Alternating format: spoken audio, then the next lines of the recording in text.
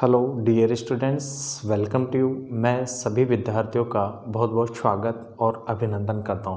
प्यारे विद्यार्थियों, पिछली क्लास के अंतर्गत हमने बात की थी लॉक के संदर्भ में। डियर स्टूडेंट्स, हॉब्स, लॉक और रूसो ये तीन जो हैं समझौतावादी विचारक माने जाते हैं। राज्य की उत्पत्ति के संदर्भ में इन्होंने समझौतावादी सिद्धांत का क्या किया, प्रतिपादन किया। डियर स्टूडेंट्स, प्राचीन भारतीय जो राजनीतिक विचारक जो मनु हैं, मनु ने राज्य की उत्पत्ति के संदर्भ में जो है दैवी सिद्धांत का प्रतिपादन किया, और जो हॉब्स, लॉक, रूसो हैं ये तीनों ही जो विचारक हैं राज्य की उत्पत्ति के संदर्भ में समझौतावादी सिद्धांत का प्रतिपादन करते हैं, इसलिए इनको समझौतावादी विचारक भी जो हैं कहा जाता है। डियर स्टूडेंट्स, आज जो हम बात करेंगे, पिछली क्लास में हमने लॉक के संदर्भ में बात की थी, आज हम जो बात करने वाले हैं रूसो के संदर्भ में बात करेंगे, रूसो के संदर्भ में। ठीक है, हमारा जो टॉपिक रहेगा वो क्या रहेगा, रूसो। प्यारे विद्यार्थियों, जीवन परिचय देखते हैं सबसे पहले कि रूसो का जन्म 28 जून 1712 को हुआ था। रूसो का जन्म 28 जून 1712 को हुआ। 1712 को जेनेवा में होता है। कहाँ होता है? जेनेवा में हुआ। रूसो का जो जन्म है वो 28 जून 1712 को जेनेवा में हुआ। रूसो के जन्म के कुछ समय बाद ही, ध्यान रखना, रूसो के जन्म के कुछ समय बाद ही इनकी माता का देहांत हो जाता है। इनकी माता का देहांत हो गया। इनकी माता का क्या हो जाता है? देहांत हो जाता है रूसो के जन्म के कुछ समय बाद ही। डियर स्टूडेंट्स, इसलिए रूसो ने कहा, इसलिए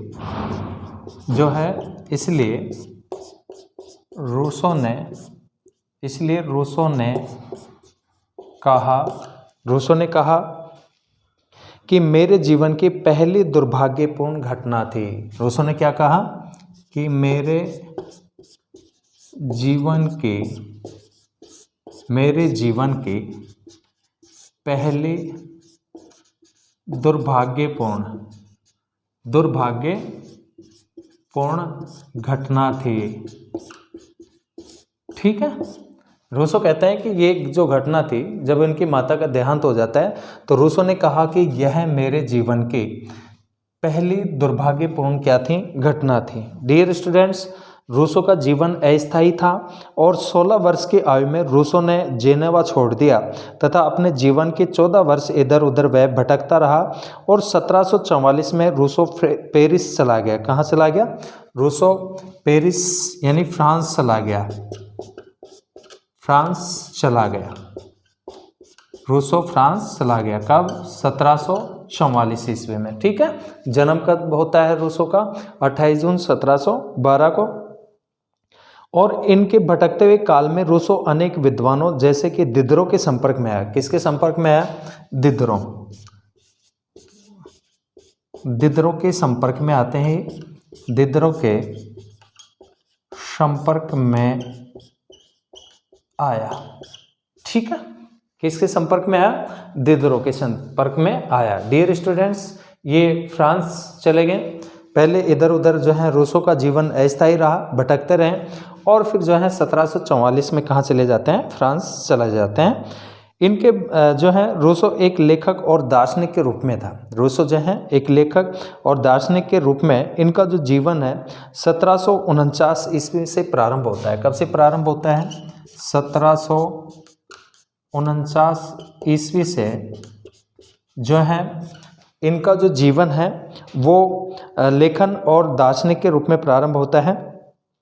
अपने आरंभिक घुमक्कड़ जीवन में रूसो का परिचय मैडम दिवारेंस से हुआ, जिसके यहाँ रहकर रूसो को अध्ययन करने का अवसर मिला, लेकिन अपनी आवारा प्रकृति के कारण वहाँ ज़्यादा दिन तक यह नहीं टिक पाया। ठीक है, 1744 में जब पेरिस गया तो यहाँ पर इनका संपर्क दूसरी महिला मैडम दी ब्रैडली से हुआ और इनके प्रभाव से रूसो फ्रांस में स्थित एक दूतावास में साधारण पद क्या किया प्राप्त करते हैं। डियर स्टूडेंट्स, रूसो निम्न वर्गीय समाज के प्रति आकर्षित हुआ और उसने एक जो है महिला थी थेरेसी लेवासियार को अपना जीवन साथी बना लिया और इनके मृत्यु तक रूसो जो है इनके संपर्क में इनके साथ रहा। ठीक है।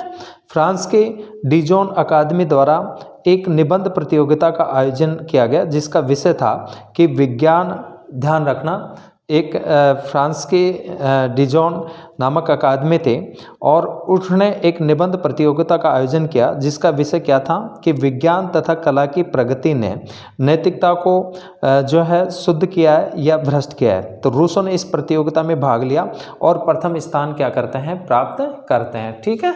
डिजोन नामक अकादमी के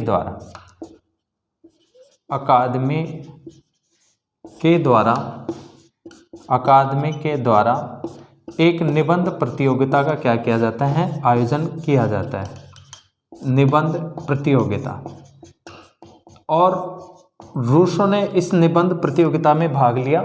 उन्होंने क्रांतिकारी विचारों से ओतप्रोत एक जो है निबंध लिखा जिसके कारण से जो है रूसो को प्रथम स्थान मिला और इस प्रकार से रूसो एक विश्व विख्यात हो गया।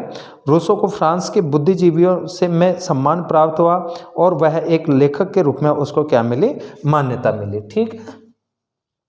तो डियर स्टूडेंट्स, जो है कि रूसो ने इस लेख में लिखा कि मानव स्वभावतः अच्छा होता है। ध्यान रखना, रूसो क्या लिखते हैं कि मानव स्वभाव से, हमने जॉन के संदर्भ में, जॉन लॉक जो था उनके अनुसार भी मानव स्वभाव के संदर्भ में हमने बात की थी और हॉब्स के अनुसार भी मानव का स्वभाव देखा था। ठीक है। तो हॉब्स का जो मानव स्वभाव था वो तो कैसा था, झगड़ालू, इसके अलावा स्वार्थी, कपटी, और जो यानी जो हॉब्स हैं, हॉब्स मानव के केवल जो है नकारात्मक पक्ष पर जो है उन्होंने प्रकाश डाला, जबकि लॉक ने मानव को अच्छा बताया, परोपकारी बताया, दयालुतापूर्ण बताया और शांतिपूर्ण माना। ठीक है। तो हॉब्स तो मानव के केवल नकारात्मक पक्ष पर प्रकाश डालते हैं और लॉक जो है मानव को स्वभावतः कैसा मानते हैं, अच्छा मानते हैं। और रूसो के अनुसार, किसके अनुसार, रूसो के अनुसार डियर स्टूडेंट्स, ये कहते हैं कि मानव स्वभाव अच्छा है लेकिन सभ्यता के विकास तथा विज्ञान और कला की प्रगति ने उसे बुरा बना दिया। ठीक है।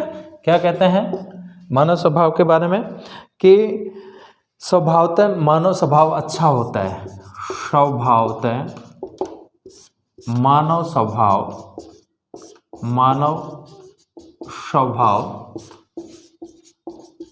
अच्छा होता है।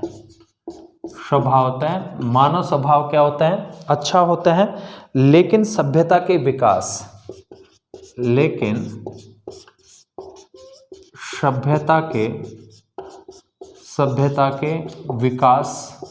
सभ्यता के विकास और जो है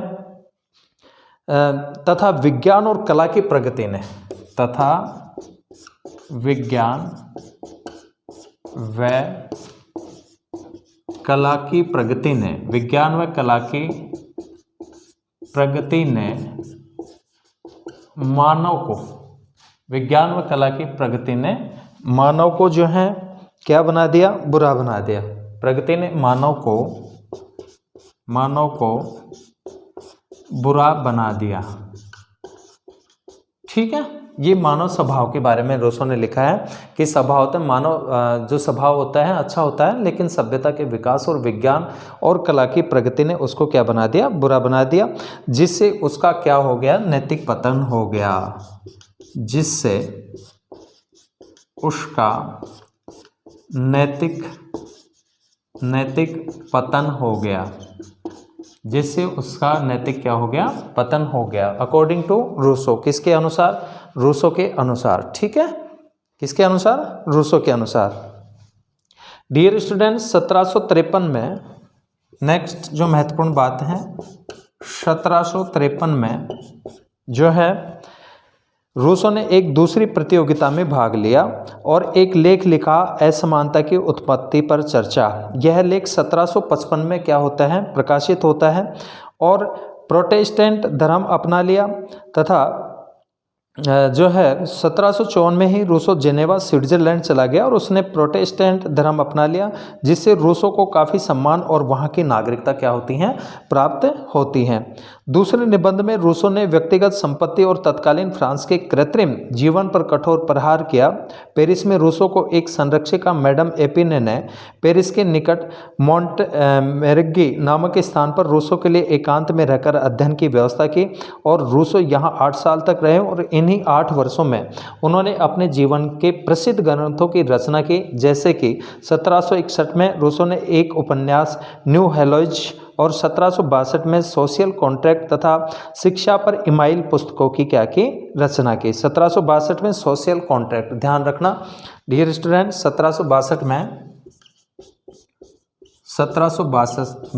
में सोशल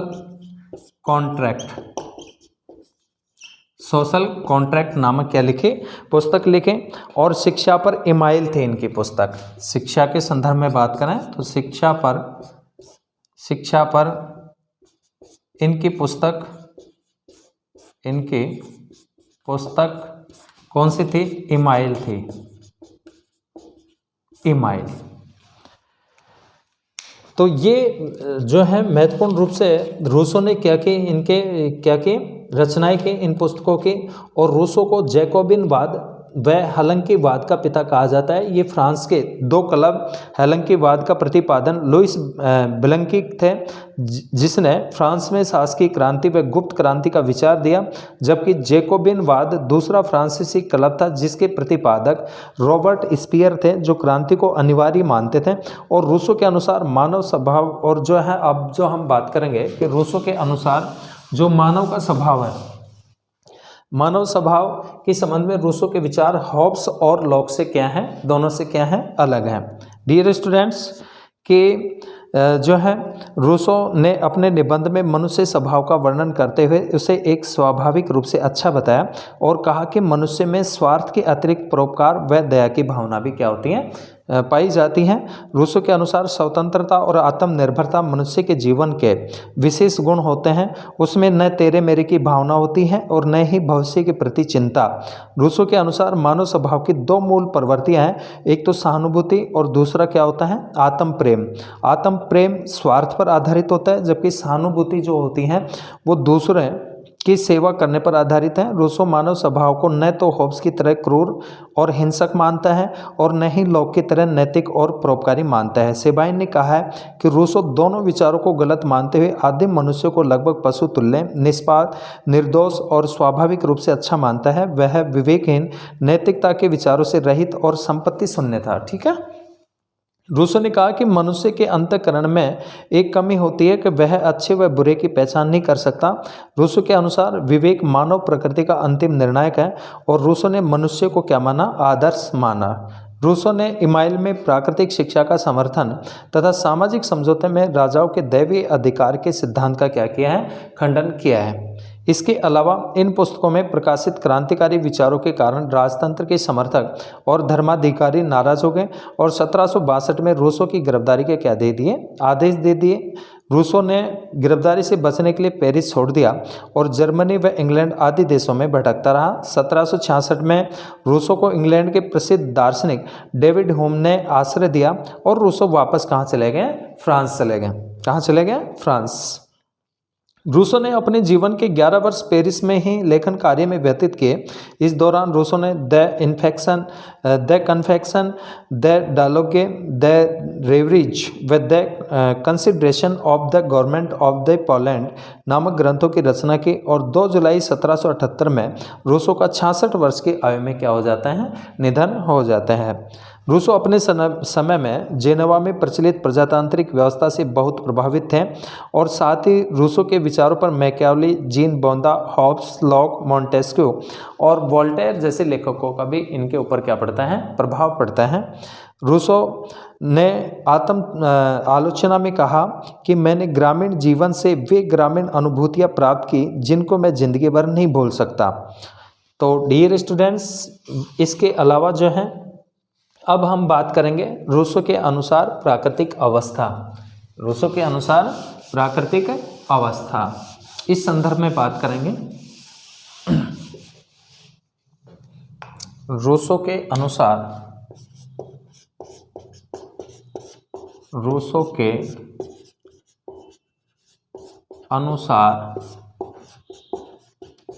प्राकृतिक अवस्था।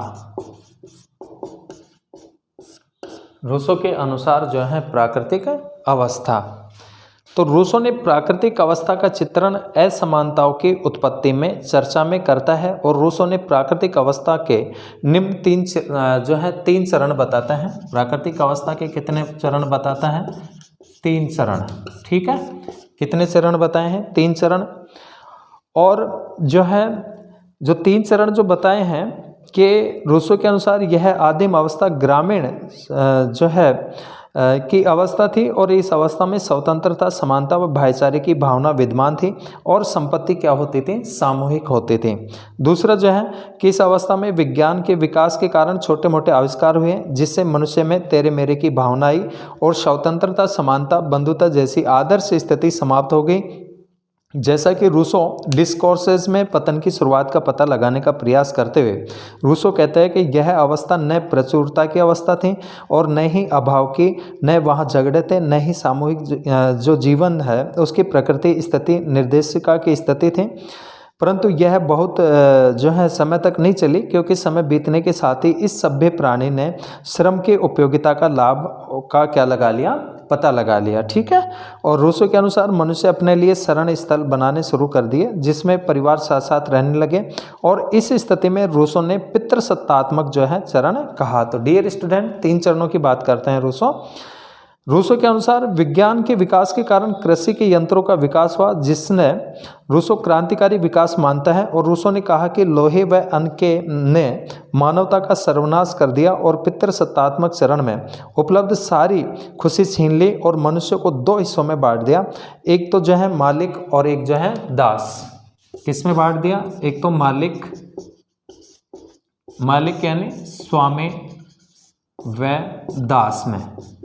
ठीक है, 2 में बांट दिया, यानी स्वतंत्रता, समानता और भाईचारे जैसे आदर्श जो पूर्णतः क्या हो गए? समाप्त हो गए। इस प्रकार के जो आदर्श हैं वो क्या हो जाते हैं? समाप्त हो जाते हैं और निजी संपत्ति की भावना ने क्या ले लिया? जन्म ले लिया। रूसो के अनुसार यहीं से असमानता का क्या होता है? उद्भव होता है। रूसो का प्रसिद्ध कथन कि मनुष्य जिसने अपनी धरती के भाग के चारों तरफ बाड़ लगाई और घोषणा की कि यह मेरी है और नागरिक समाज का क्या हो गया? संस्थापक हो गया। ठीक है, कौन से समाज का? नागरिक समाज का। डियर स्टूडेंट्स, रूसो ने कहा कि समानता प्राकृतिक है और असमानता सभ्य समाज के द्वारा क्या की गई? पैदा की गई। रूसो ने कहा कि प्राकृतिक अवस्था में मनुष्य का जीवन सरल, शांत, संतुष्ट और सुखमय था। व्यक्ति प्रकृति की गोद में जीवन व्यतीत करता था। इस प्रकार प्राकृतिक अवस्था में मनुष्य की स्थिति आदर्श बर्बर की स्थिति थी। वह मनुष्य में तर्क व विवेक की क्या थी? अनुपस्थिति थी। रूसो ने कहा कि प्राकृतिक अवस्था में लोगों के व्यवहार को नियंत्रित करने वाला एक नियम था कि अपने हित को देखो और दूसरे को कम से कम हानि पहुँचाओ। ठीक है, ये रूसो के अनुसार क्या थी? प्राकृतिक अवस्था थी। इसके बाद में डियर स्टूडेंट्स बात करते हैं सामाजिक समझौता। नेक्स्ट बिंदु, रूसो के अनुसार सामाजिक समझौता। सामाजिक समझौते के संदर्भ में कि रूसो के अनुसार आदर्श प्राकृतिक अवस्था ज़्यादा दिनों तक जीवित नहीं रह सकी और इसके विकास के लिए मुख्य रूप से उत्तरदायी जो कारण था वो निजी संपत्ति था। किसको माना है? निजी संपत्ति को। निजी संपत्ति। ठीक है, उत्तरदायी कारण किसको माना है? निजी संपत्ति को, जिसके कारण धीरे धीरे समाप्त हो गई। जैसा कि रूसो ने कहा कि संपत्ति के सांप ने स्वर्णिम युग को डस लिया और उसके विष से संपूर्ण वातावरण क्या हो गया? जहरीला हो गया। रूसो सामाजिक समझौते के द्वारा मनुष्य प्राकृतिक अवस्था के पहले चरण में जाना चाहता है, इसलिए रूसो ने कहा कि प्रकृति की ओर लौटो। ठीक है डियर स्टूडेंट्स, ध्यान रखना, प्रकृति की और लोटो का नारा किसने दिया?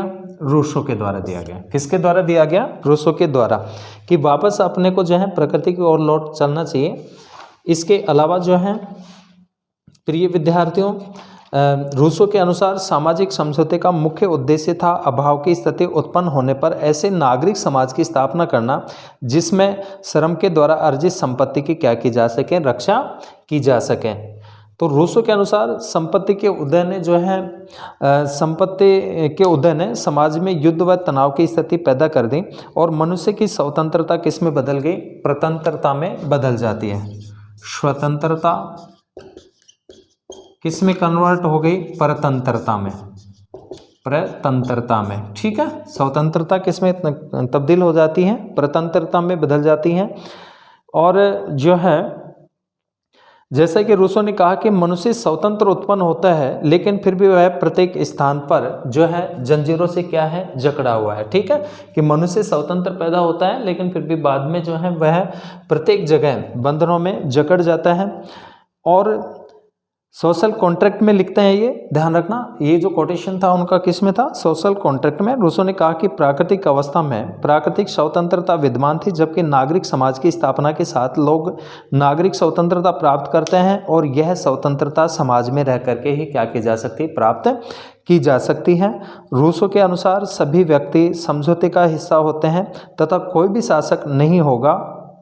रूसो के अनुसार समझौते के द्वारा प्रत्येक व्यक्ति व्यक्तिगत रूप से अपनी संपूर्ण स्वतंत्रता अधिकार शक्ति समाज को सौंप देता है और समझौते के फलस्वरूप निर्मित समाज के अविभाज्य अंग होने के नाते सामूहिक रूप से उसे पुनः प्राप्त कर लेता है। रूसो के अनुसार कि प्रत्येक व्यक्ति इस प्रतिज्ञा को दोहराता है कि प्रत्येक व्यक्ति हमसे शरीर और समुचित शांति को अन्य सब के साथ सामान्य इच्छा के निर्देशन में रखते हैं और हम अपने सामूहिक रूप में प्रत्येक व्यक्ति को समाज के अविभाज्य अंग के रूप में ग्रहण करते हैं। रूसो के अनुसार मनुष्य जो समझौता करते हैं वह दो पक्षों के बीच होता है, एक तो व्यक्तिगत पक्ष और एक जो है सामूहिक जीवन का पक्ष। ठीक है, तो दो पक्षों के रूप में रखते हैं।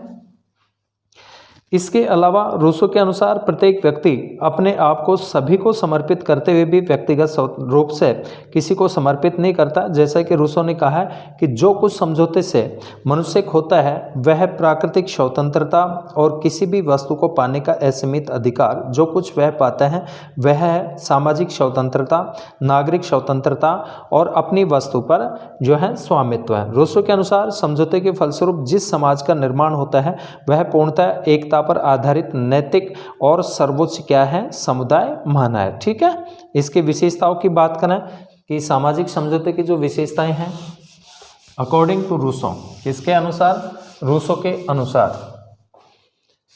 रूसो के अनुसार जो है विशेषताओं की बात करें तो सामाजिक समझौता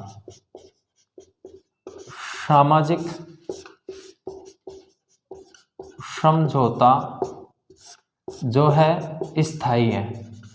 सामाजिक समझौता क्या है? स्थायी है।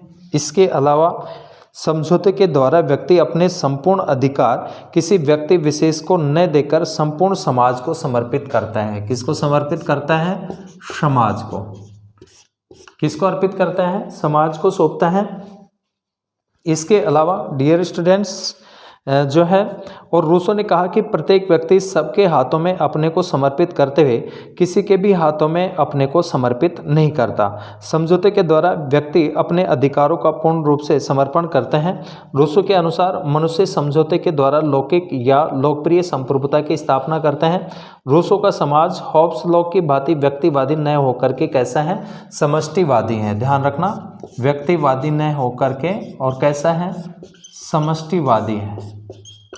किस प्रकार का समाज है? समष्टिवादी है।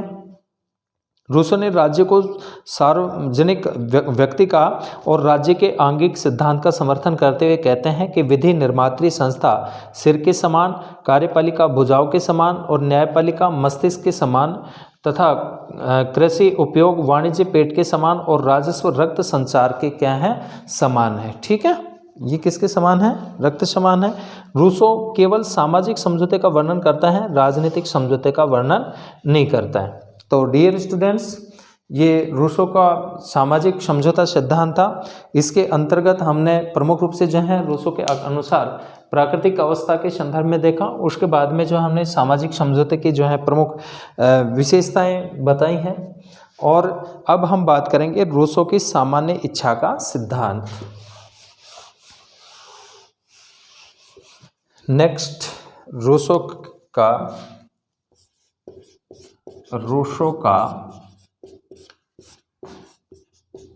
सामान्य इच्छा का सिद्धांत। रूसो का सामान्य इच्छा का सिद्धांत। तो डियर स्टूडेंट्स, रूसो ने सामाजिक समझौते के फलस्वरूप लोकप्रिय संप्रभुता की स्थापना की। ध्यान रखना, किसकी स्थापना की? लोकप्रिय संप्रभुता। लोकप्रिय संप्रभुता की क्या करते हैं? ये स्थापना करते हैं। और बताया कि लोकप्रिय संप्रभुता का निवास जो है सामान्य इच्छा में है। किसमें बताया है? सामान्य इच्छा में। ठीक है, लोकप्रिय संप्रभुता का निवास किस में माना है? सामान्य इच्छा में। रूसो ने डिस्कोर्स ऑन पॉलिटिकल इकोनॉमी में सबसे पहले सामान्य इच्छा की संकल्पना प्रस्तुत की। किसमें? Discourse on political economy.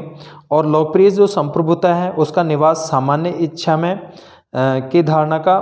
ठीक है, इसका जो विकास की सबसे पहले सिसरो, फिर अंजुजियस, मार्सिलियो ऑफ पैडवा, विलियम ऑफ ओकम, और उसके बाद में कौन करते हैं इसको प्रतिपादित? रूसो। सामान्य इच्छा का सिद्धांत रूसो के चिंतन का महत्वपूर्ण जो है क्या माना जाता है? भाग माना जाता है। जैसा कि जॉन्स ने कहा कि सामान्य इच्छा का विचार रूसो के चिंतन का न केवल केंद्रीय बिंदु है बल्कि उसका सबसे मौलिक व रोचक विचार है। सामान्य इच्छा का विचार जनतंत्रवाद की क्या माना जाता है? आधारशिला माना जाता है। जैसे कांट, हीगल, ग्रीन और बोसांके के जो विचार हैं वो सामान्य इच्छा पर ही क्या है? आधारित हैं। रूसो ने कहा कि मनुष्य में दो तरह की इच्छा होती है।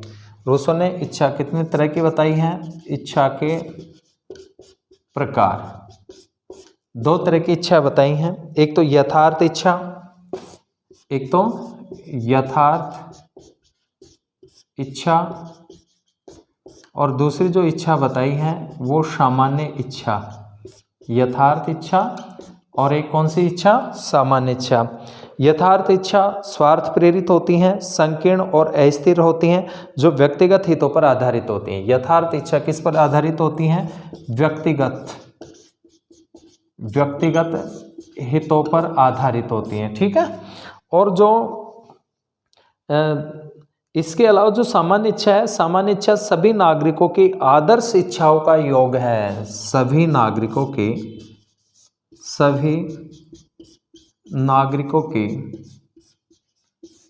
आदर्श इच्छाओं का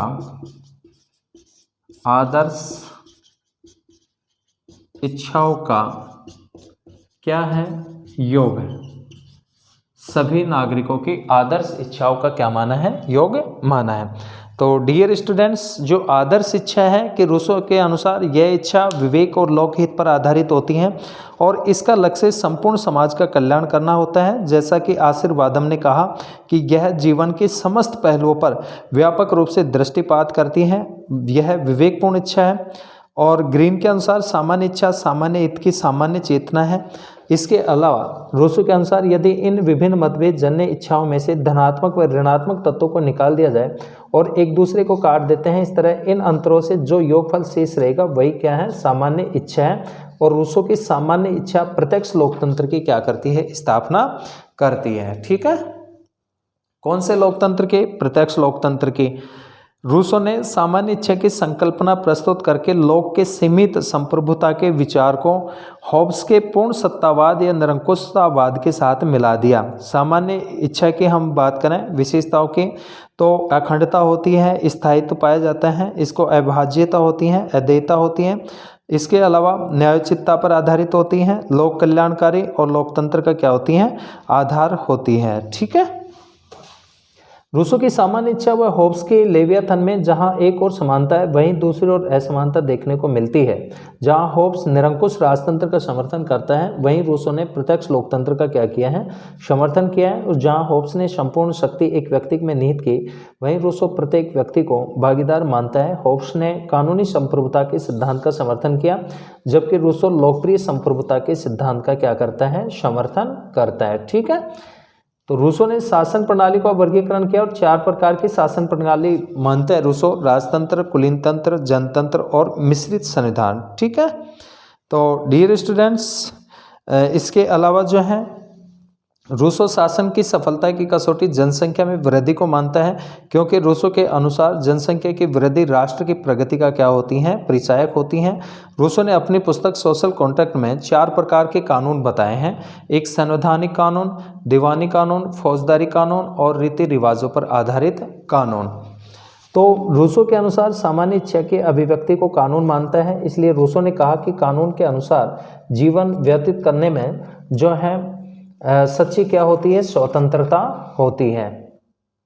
डियर स्टूडेंट्स, रूसो को फ्रांस की क्रांति का क्या माना जाता है, प्रणेता माना जाता है। ध्यान रखना, महत्वपूर्ण जो बिंदु की बात करें कि रूसो को फ्रांस की क्रांति का प्रणेता माना जाता है। नेपोलियन बोनापार्ट ने कहा अगर रूसो नहीं होता तो फ्रांस की राज्य क्रांति नहीं होती। ठीक है, ये किसका कथन था, नेपोलियन का, कि रूसो नहीं होता तो फ्रांस की क्रांति नहीं होती, जो 1789 में हुई थी।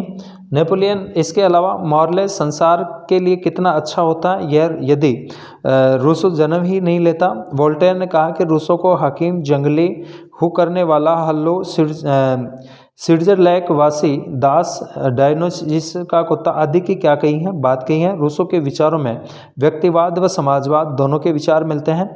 मैक्सी ने रूसो को प्रकृति का क्या कहा, शिशु कहा और मुरे ने रूसो को प्रकृति का उत्तम पुजारी कहा। कॉल ने कहा कि रूसो की सामाजिक समझौता पुस्तक राजनीति शास्त्र की क्या है, सर्वश्रेष्ठ क्या है, पुस्तक मानी जाती है। ठीक है, तो डियर स्टूडेंट्स, आज हमने समझौतावादी जो विचारक हैं जीन जैक्स रूसो के संदर्भ में महत्वपूर्ण बिंदुओं पर हमने बात की।